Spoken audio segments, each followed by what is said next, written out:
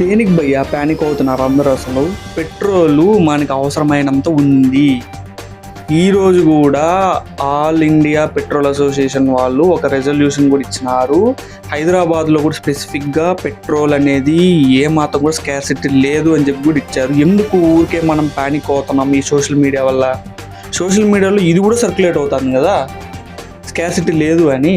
మరి దాన్ని కూడా మనం గమనించాలి కదా.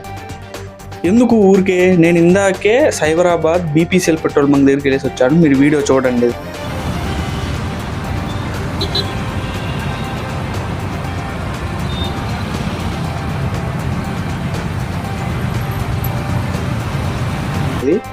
ఎంతమంది ఉన్నారంటే అసలు మెయిన్ రోడ్లో కేర్ హాస్పిటల్ వరకు ఉన్నారు.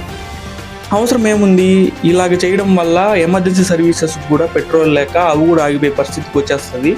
కామన్ పీపుల్ నా మాటిని ఉన్నోళ్ళు సైలెంట్గా ఉండండి. అవసరమైన వాళ్ళు మాత్రమే కొట్టుకోండి. ఎలాంటి ప్యానిక్ అవసరం లేదు.